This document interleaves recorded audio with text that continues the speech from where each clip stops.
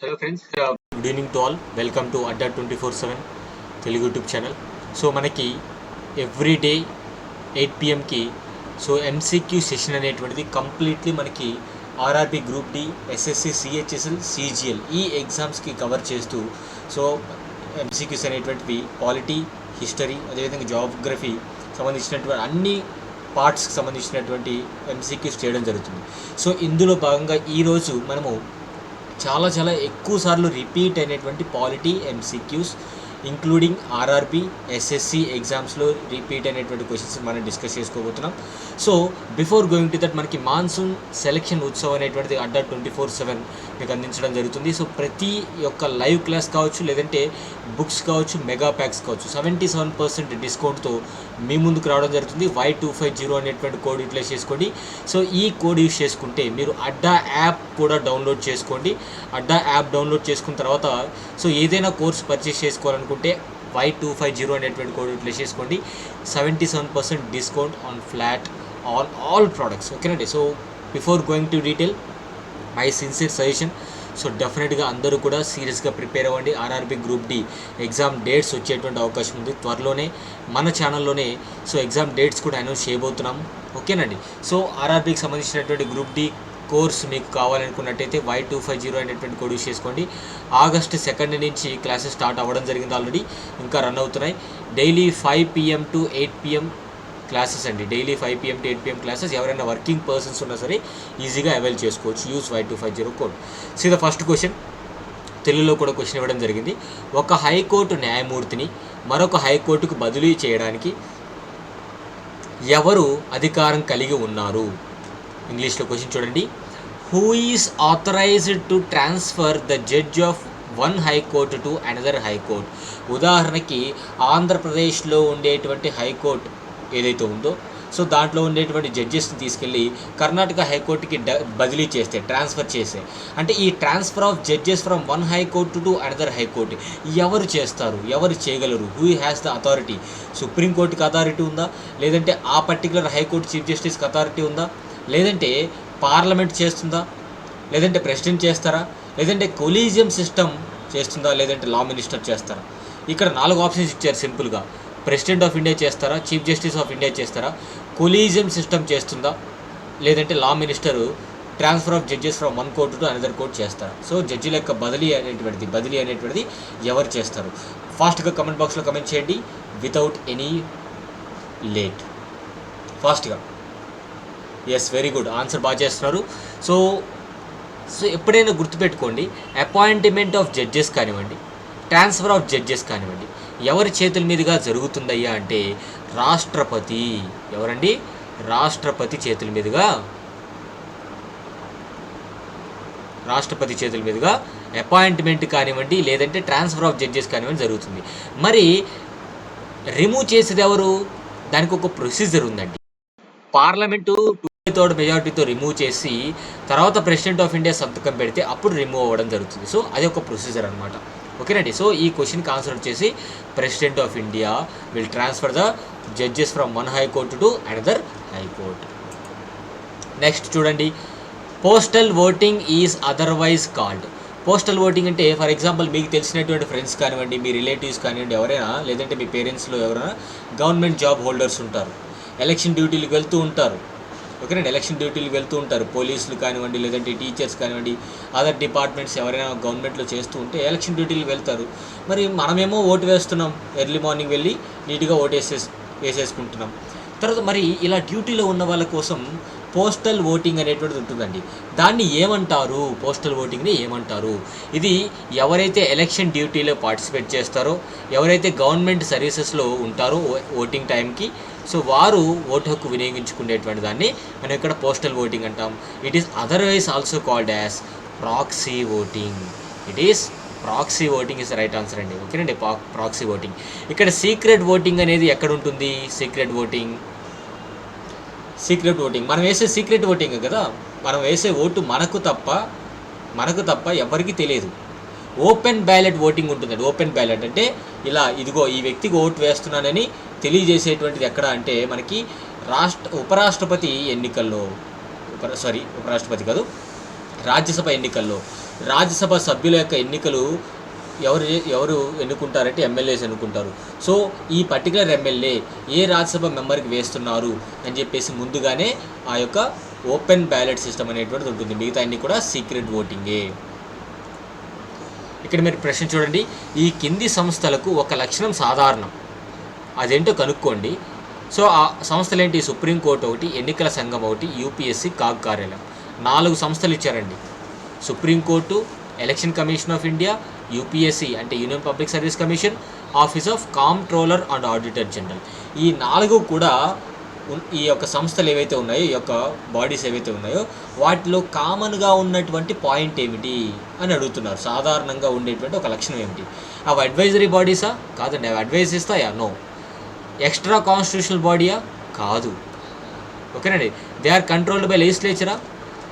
ఇక్కడ నేను మెన్షన్ చేసినటువంటి సుప్రీంకోర్టు కానివ్వండి, ఎలక్షన్ కమిషన్ కానివ్వండి, కాగ్ కానివ్వండి, యూపీఎస్సీ కానివ్వండి, అసలు లెజిస్లేచర్ వేలు కూడా పెట్టలేదు. ఓకేనండి. ఇండిపెండెంట్ బాడీస్ అవి. So they are constitutional బాడీసా?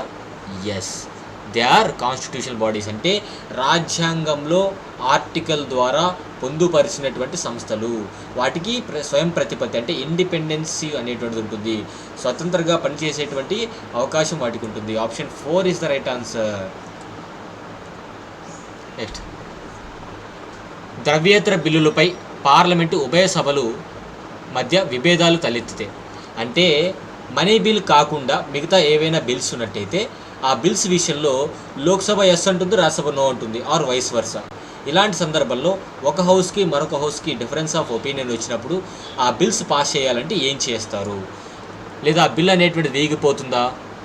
లేదా ఆ president may sign it into a bill, అంటే ఒక హౌస్ పాస్ చేస్తే ఇంకో హౌస్ పాస్ చేయకపోయినా సరే ప్రెసిడెంట్ సంతకం పెడతారా? ఇది ఎట్టి పరిస్థితుల్లో జరగదు. లేదా president may call a joint sitting of both the houses to consider it, లేదా the president may ask both the houses to reconsider it. మళ్ళీ ఒకసారి కన్సిడర్ చేయమంటారా? నో. ప్రెసిడెంట్ దగ్గరికి వెళ్తే అప్పుడు రీకన్సిడర్ చేయమని పంపించే అవకాశం ఉంటుంది తప్ప ఆ డిసగ్రిమెంట్ అనేటువంటిది వస్తుంది అంటే, in case of disagreement between 2 house of the parliament over a bill అంటే నార్మల్గా అయితే ల్యాప్స్ అవుతుందండి. బిల్ అనేటువంటి ల్యాప్స్ అవుతుంది 6 months వరకు. అంటే ఒక హౌస్లో పాస్ అయ్యి మరొక హౌస్లో 6 months వరకు పాస్ అవ్వకపోతే ల్యాప్స్ అవుతుంది.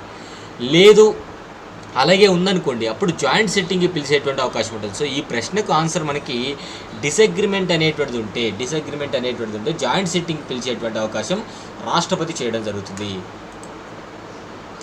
రాజ్యాంగంలోని కొన్ని భాగాలలో ఓటు హక్కు గురించి ప్రస్తావించబడినది.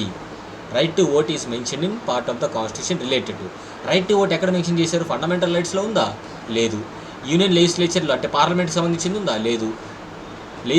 స్టేట్ లెజిస్లేచర్ సంబంధించిందా? లేదు. ఎలక్షన్స్ సంబంధించి ఆర్టికల్ 326 ప్రకారం మనకి ఓటు హక్కు అనేటువంటిది ఉంటుందండి. So elections is the very very important. So elections అనేటువంటి కాన్సెప్ట్లో మనకి ఈ యొక్క రైట్ టు ఓట్ అనేటువంటిది మనకు ఉంటుందన్నమాట. తర్వాత ఈ క్రింది పార్లమెంట్ సభ్యులలో ఎవరికి ఎవరికి ప్రసంగించే హక్కు ఉంది?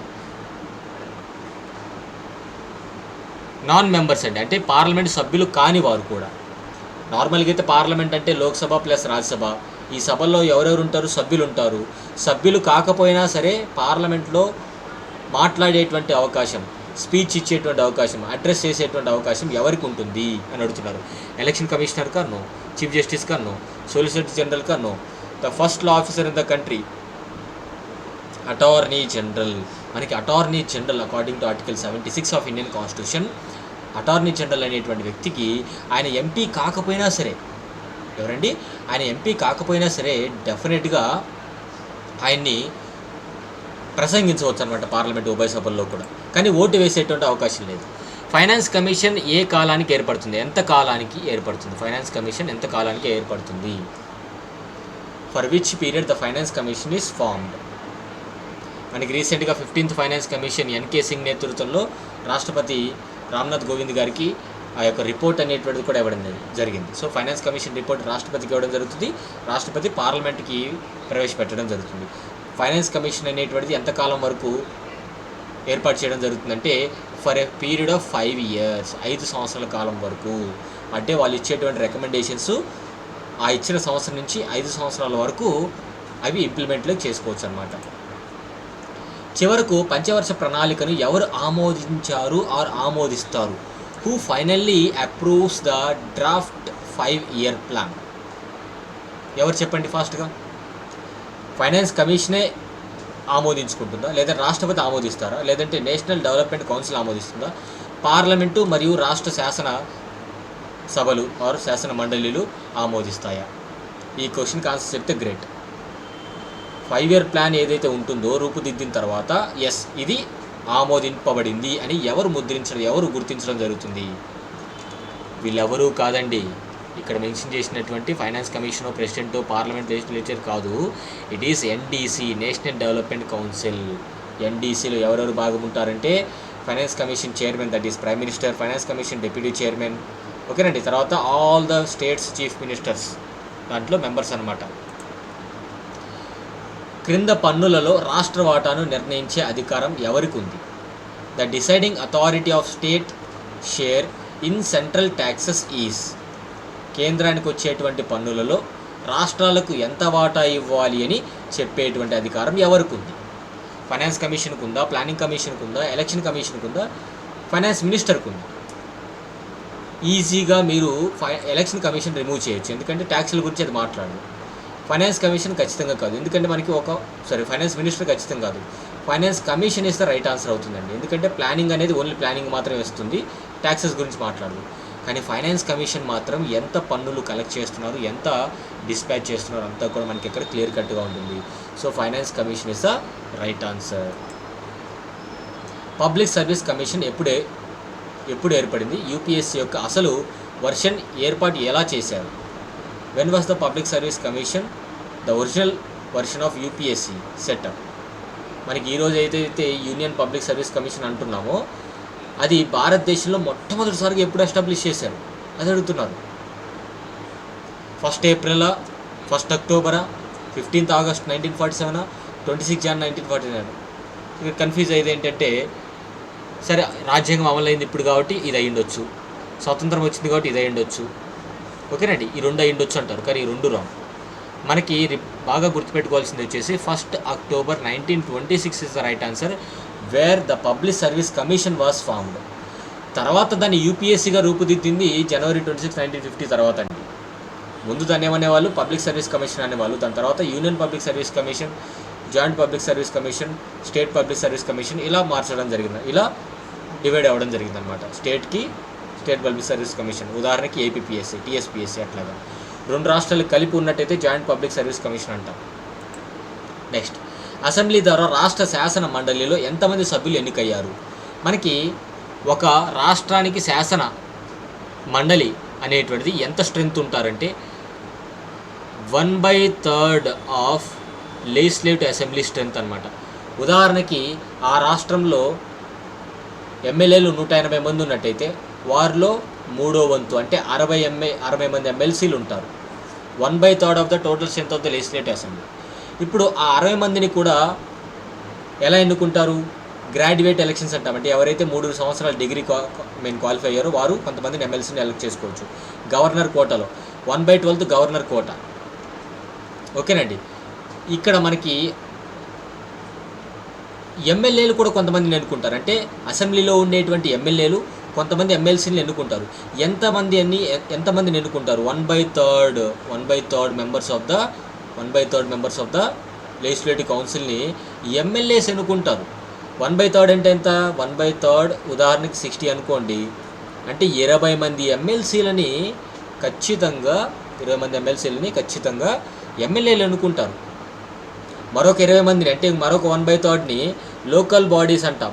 అంటే మనకి సర్పంచ్లు, ఎంపీటీసీలు, జెడ్పీటీసీలు అందరూ కలిపి ఇంకొక 1/3ని.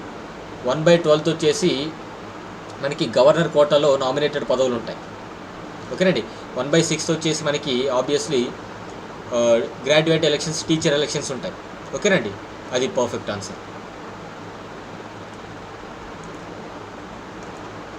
నెక్స్ట్, భారతదేశంలో ఒక రాష్ట్రంలో లెజిస్లేటివ్ కౌన్సిల్ సృష్టించబడవచ్చు లేదా రద్దు చేయవచ్చు. The legislative council in a state in India may be created or abolished. మనకి స్టేట్ లెజిస్లేచర్ అనగానే లెజిస్లేటివ్ అసెంబ్లీ, లెజిస్లేటివ్ కౌన్సిల్ అంటాం. Legislative assembly compulsory, legislative council optional అనమాట. ఆప్షనల్. Legislative council optional. ఇక్కడ legislative council అనేటువంటిది ఏర్పాటు లేదా రద్దు అనేటువంటిది ఎవరు చేయగలుగుతారు? ప్రెసిడెంట్ చేస్తారా? అంటే గవర్నర్ సిఫార్సుల మేరకు రాష్ట్రపతి చేస్తారా, లేదా పార్లమెంట్ చేస్తుందా, లేదంటే రాష్ట్ర శాసనసభ తర్వాత పార్లమెంటు ఆమోదించి ఆ మేరకు ఒక తీర్మానాన్ని ఆమోదించడం జరుగుతుందా, లేదంటే రాష్ట్ర మంత్రిమండలి సిఫార్సుపై గవర్నర్ చేస్తారు? ఎప్పుడైనా గుర్తుపెట్టుకోండి, లెజిస్లేటివ్ కౌన్సిల్ ఏర్పాటు చేయాలన్నా, లెజిస్లేటివ్ కౌన్సిల్ తీసేయాలన్నా సరే, క్రియేషన్ ఆర్ అబాలిషన్ ప్రాసెస్ ఒకటే. That is parliament after the legislative assembly passes a resolution to that effect. legislative assembly 2/3 మెజారిటీతో ఆ రాష్ట్ర శాసనసభ 2/3 వంతుల భాగంతో సపోర్ట్ చేసి దాన్ని గవర్నర్ దగ్గరికి పంపిస్తే, గవర్నర్ పార్లమెంట్కి పంపిస్తే, పార్లమెంట్ ఆమోదించిన తర్వాత రాష్ట్రపతి సంతకం పెట్టడం జరుగుతుంది. ఇది ప్రాసెస్. ఏర్పాటు చేయాలన్నా తీసివేయాలన్నా సరే. అకార్డింగ్ టు ఆర్టికల్ 169 అండి. అకార్డింగ్ టు ఆర్టికల్ 169 ఏర్పాటు కానివ్వండి, రద్దు చేయడం కానివ్వండి, ఆర్టికల్ 169 ప్రకారం పార్ట్ 6 ఆఫ్ ఇండియన్ కాన్స్టిట్యూషన్ మాట్లాడుతుంది. రాష్ట్ర అసెంబ్లీ ఆమోదించిన ఒక సాధారణ బిల్లుని గరిష్టంగా అంటే మ్యాక్సిమం శాసన మండలి ఎంతకాలం ఆలస్యం చేయవచ్చు? An ordinary bill passed by the legislative assembly can be delayed by the legislative council for a maximum period of. అంటే లెజిస్లేటివ్ అసెంబ్లీ బిల్ పాస్ చేసింది, లెజిస్లేటివ్ కౌన్సిల్కి వెళ్ళింది. ఆర్డినరీ బిల్ అంటే సాధారణ బిల్. నార్మల్గా పార్లమెంట్లో అయితే లోక్సభ పాస్ చేస్తే రాజ్యసభ అనేటువంటిది 6 months లోపు పాస్ చేయాలి. మరి ఇక్కడ లెజిస్లేటివ్ కౌన్సిల్ అయితే ఎన్ని మంత్స్లో పాస్ చేయాలి? It is 4 months. Simple. 6 months కాదు. ఓకేనండి, 4 months is the right answer. క్రింది రాష్ట్రాలలో ఏది శాసన మండలిని కలిగి ఉంది? అంటే లెజిస్లేటివ్ కౌన్సిల్ ఉన్నటువంటి రాష్ట్రం ఏది? సింపుల్ అండి, ఈ 3 కాదు. It is Bihar, Andhra Pradesh, Jammu and Kashmir, Telangana. ఓకేనండి, రీసెంట్గా వెస్ట్ బెంగాల్కి కూడా ఆమోదం లభించింది. రీసెంట్గా వెస్ట్ బెంగాల్కి కూడా ఆమోదం లభిస్తుంది కూడా ఖచ్చితంగా. సో ఇక్కడ ఆన్సర్ వచ్చేసి బీహార్. ప్రతి రాష్ట్ర అంటే భారతదేశంలో 28 రాష్ట్రాలు ఉన్నాయండి.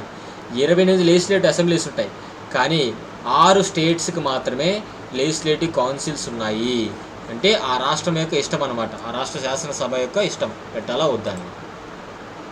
Who is the chief advisor to governor? ఒక రాష్ట్ర గవర్నర్ ఎవరైతే ఉంటారో ఆయనకి ముఖ్య సలహాదారు ఎవరు? సుప్రీంకోర్టు ప్రధాన న్యాయమూర్తియా, లేదంటే ముఖ్యమంత్రి, స్పీకర్ ఆఫ్ లోక్సభనా, ప్రెసిడెంటా? సో గవర్నర్ అనేటువంటి వ్యక్తి రాష్ట్ర హోదా వరకు మాత్రమే కాదు, ఇట్ ఈస్ చీఫ్ మినిస్టర్ అనేటువంటి వ్యక్తి ఎప్పటికప్పుడు గవర్నర్కి అడ్వైస్ చేస్తూ సహకారంతో ముందుకు వెళ్ళడం జరుగుతుంది. Money bill can be introduce in the legislative assembly with the prior permission of. నార్మల్గా పార్లమెంట్లో మనీ బిల్ ప్రవేశపెట్టాలి అంటే ప్రియర్ పర్మిషన్ రాష్ట్రపతి తీసుకోవాలి. మరి రాష్ట్ర శాసనసభలో మనీ బిల్ ప్రవేశపెట్టాలంటే రాష్ట్రపతి హోదా లాగానే స్టేట్లో ఎలా ఉంటుందంటే governor of the state permission తీసుకోవాలి. Simple, very simple. Governor of the state అనేది చాలా సింపుల్ అనమాట. Chief minister of the state కాదు, ఆర్ రిమైనింగ్ కూడా కాదు. గవర్నర్ ఆఫ్ ద స్టేట్ అనేటువంటిది ప్రియర్ పర్మిషన్ తీసుకోవాలి. అండ్ మనీ బిల్ లెజిస్లేటివ్ అసెంబ్లీలో మాత్రమే ప్రవేశపెట్టాలి, passed by the both the house. There is no provision in the constitution for the impeachment of the. Impeachment అంటే remove చేసేటువంటి విధానం, రిమూవల్ ప్రాసెస్. అంటే క్రింది మెన్షన్ చేసిన వాళ్ళలో ఎవరిని రిమూవ్ చేయడానికి ఒక పద్ధతి, ఒక ప్రాసెస్ లేదు. చీఫ్ జస్టిస్ రిమూవ్ చేయడానికి కానివ్వండి, లేదంటే chief justice of high court remove చేయడం కానివ్వండి, వైస్ ప్రెసిడెంట్ రిమూవ్ చేయడం కానీ ఒక ప్రాసెస్ ఉందండి మనకి. కానీ గవర్నర్ని రిమూవ్ చేయడానికి ఒక ప్రాసెస్ లేదు. He will be act or he will be do his duty until the pleasure of the president. అంటే రాష్ట్రపతికి నచ్చిన రోజులు గవర్నర్గా ఉంటారు, లేదంటే రాష్ట్రపతి ఎలాంటి కారణం లేకుండా కూడా తొలగించవచ్చు. Who was the first women governor of the state in free India from out of the following? ఇక్కడ 4 పేర్లు ఇచ్చానండి. సరోజినీ నాయుడు గారు, సుచీత కృపాలని, ఇందిరాగాంధీ గారు, విజయలక్ష్మి పండిత్. ఈ 4 పేర్లలో ఎవరు స్వతంత్రం వచ్చిన తర్వాత మొట్టమొదటిసారిగా ఒక రాష్ట్రానికి గవర్నర్గా పనిచేశారు? క్లూ ఇస్తాను, ఉత్తరప్రదేశ్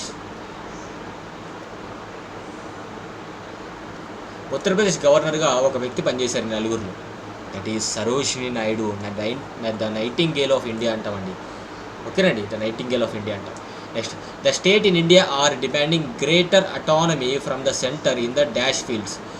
కేంద్రం నుంచి రాష్ట్రాలు బాగా స్వతంత్రత కోరుకునేటువంటి శాఖలు ఏమిటి? అంటే కేంద్రం యొక్క ఆధిపత్యం లేకుండా ఉండాలి ఈ అంశాలలో అని కోరుకునేటువంటివి ఏమిటి అని అడుగుతున్నారు. స్టేట్స్ కోరుకుంటాయంట ఏమిటి? Legislative, administrative, financial, all the above. All the above is the right answer అండి. స్వయం ప్రతిపత్తిగా ఉండాలని చెప్పేసి రాష్ట్రాల యొక్క కోరిక అనమాట. ఎలాంటి ప్రమేయం కేంద్రానికి ఉండకూడదని. The council of ministers in a state is collectively responsible to. ఇక్కడ council of ministers in India is collectively responsible to whom? Lok Sabha. ఎందుకంటే లోక్సభని నేరుగా ప్రజలు ఎన్నుకుంటున్నారు కాబట్టి. అంతే కదా, లోక్సభ ఎంపీని మనం నేరుగా ఓటేసి ఎన్నుకుంటున్నాం. అలాగే council of minister of the state ఎవరికి, ఏ హౌస్కి రెస్పాన్సిబుల్ అంటే లెజిస్లేటివ్ అసెంబ్లీకి రెస్పాన్సిబుల్. ఎందుకంటే లెజిస్లేటివ్ అసెంబ్లీ రద్దు అయిపోతే వాళ్ళ కౌన్సిల్ ఆఫ్ మినిస్టర్స్ పదవులు పోతాయి. అదేవిధంగా లోక్సభ రద్దు అయిపోతే సెంట్రల్ కౌన్సిల్ ఆఫ్ మినిస్టర్స్ పదవులు పోతాయి. సింపుల్. అందుకే కేంద్ర మంత్రివర్గం ఆర్ రాష్ట్ర మంత్రివర్గం అనే డైరెక్ట్గా ఎన్నుకోబడేటువంటి హౌస్ ఏదైతే రాష్ట్రంలో లెజిస్లేటివ్ అసెంబ్లీ అంటాం, కేంద్రంలో లోక్సభ అంటాం, వాటికి బాధ్యత వహించాలి. What is the duration of membership of legislative council? మనకి ఒక ఎమ్మెల్యేకి ఈజ్ ఈక్వల్ టు లోక్సభ ఎంపీకి సమానమైనటువంటి టైం పీరియడ్ 5 years అన్నమాట. అదేవిధంగా ఎమ్మెల్సీకి రాజ్యసభ మెంబర్కి ఒకే టెన్యూరు, దట్ ఈస్ 6 years అన్నమాట. Here it is 6 years. Governor of a state has no power. గవర్నర్కి ఈ క్రింద ఇచ్చినటువంటి వాటిలో ఒకదాని మీద అధికారం లేదంట. ఏంటి? గవర్నర్ అనేటువంటి వ్యక్తి అసెంబ్లీని ప్రొరోగ్ చేయొచ్చు, అంటే తాత్కాలికంగా రద్దు చేయొచ్చు, కంప్లీట్గా డిజాల్వ్ చేయొచ్చు, అసెంబ్లీ సమావేశాలు జరుపుకోమని చెప్పి స్టార్ట్ చేయమని చెప్పు. కానీ అడ్జర్న్ అంటే వాయిదా. అసెంబ్లీ వాయిదా పడింది అంటుంటారు. అసెంబ్లీ వాయిదా పడడానికి కారణం ఎవరు అవుతారంటే speaker of the legislative assembly అవుతారు, గవర్నర్ కాదు. సో అడ్జర్న్ ద అసెంబ్లీ అంటే that is completely on the hands of speaker, not in the hands of governor. The members of the legislative councils are. Members of the legislative council అంటే ఎమ్మెల్యేని డైరెక్ట్గా ఎన్నుకుంటామా, ఇండైరెక్ట్గా ఎన్నుకుంటామా, are nominate చేయడం జరుగుతుందా?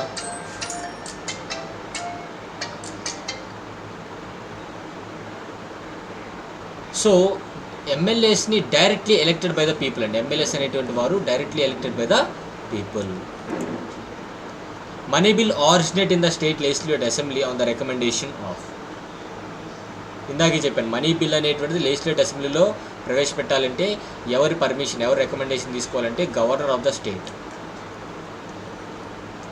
The chief minister is appointed by. ముఖ్యమంత్రి ఎవరి చేతుల మీదుగా అపాయింట్ అవుతారు? ఇక్కడ డౌట్ సార్, ముఖ్యమంత్రిని ఎలక్ట్ చేసుకుంటాం కదా? నో, మనం ఎమ్మెల్యేస్ని ఎలక్ట్ చేసుకుంటాం. ఎమ్మెల్యేస్ అందరూ కలిపి ఒక పర్సన్ సీఎంగా ఎన్నుకుంటారు, సెలెక్ట్ చేసుకుంటారు. ఆ వ్యక్తిని గవర్నర్ అనేటువంటి వ్యక్తి అపాయింట్ చేస్తారు. Chief minister is appointed by governor. ప్రమాణ స్వీకారం కూడా గవర్నరే చేస్తారు. So this is for that ఏంటి? Those who are not added in the mega pack. Mega pack ఇంకా ఎవరైతే తీసుకోలేదో, మెగా ప్యాక్ ప్రత్యేకత ఏమిటంటే ఏపీ మరియు Telangana state exams plus SSC plus banking and railway exams or other competitive exams ఏవైతే Adda platform మీద start చేయబోతున్నామో అవన్నీ కూడా మీకు మెగా ప్యాక్లో యాడ్ అయిపోతాయి. అంటే ఒక్కొక్క బ్యాచ్ సపరేట్గా పర్చేస్ చేసుకోకుండా, డబ్బులు వేస్ట్ చేసుకోకుండా ఒకేసారి మీరు మెగా ప్యాక్ తీసుకున్నట్టయితే 1 year వరకు స్టార్ట్ చేసేటువంటి ప్రతి క్లాస్ మీకు వస్తుంది. Use Y250 code for 77% discount. ఓకేనండి. 24 months వ్యాలిడిటీ కావాలంటే, 2 years వ్యాలిడిటీ కావాలంటే 4000 rupees for same code Y250. లేదు ఓన్లీ గ్రూప్ డి బ్యాచ్ కావాలనుకున్నట్టయితే మనకి August 2nd నుంచి స్టార్ట్ అయిందండి. ఇది August 2nd నుంచి స్టార్ట్ అయింది. సో ఇది ఈవినింగ్ టైం బ్యాచ్. ఓకేనండి. August 2nd నుంచి స్టార్ట్ అయింది. ఓకేనండి. So aptitude, reasoning, general awareness, science, current affairs కూడా టీచ్ చేయడం జరుగుతుంది. సో ఆల్రెడీ క్లాసెస్ స్టార్ట్ అవ్వడం జరిగింది. ఓకేనండి. ఇది మీరు Y250 అనేటువంటి కోడ్ యూటిలైజ్ చేసుకుంటే 1379 రూపీస్కి రావడం జరుగుతుంది. So this is for the day. కంపల్సరీగా వీడియోని లైక్ చేయండి. లైక్ చేయడం మర్చిపోవద్దు. అసలు కమెంట్ చేయండి. ఏమైనా డౌట్స్ ఉన్నట్టయితే షేర్ చేయడం మర్చిపోద్దండి. సో కంపల్సరీగా మీ యొక్క సోషల్ మీడియా ప్లాట్ఫామ్స్లో ఈ వీడియోని షేర్ చేయండి. బాగా యూజ్ అవుతుంది కమింగ్ ఎగ్జామ్స్లో. సబ్స్క్రైబ్ చేసుకోవడం మర్చిపోవద్దు. Thank you so much and have a nice day friends. Adda app ఎవరి దగ్గర లేదో అడ్డా యాప్ డౌన్లోడ్ చేసుకోండి. యాప్ ఫీచర్స్ అనేటువంటి రావడం జరిగింది. You can write free quizzes there. Thank you so much and have a nice day.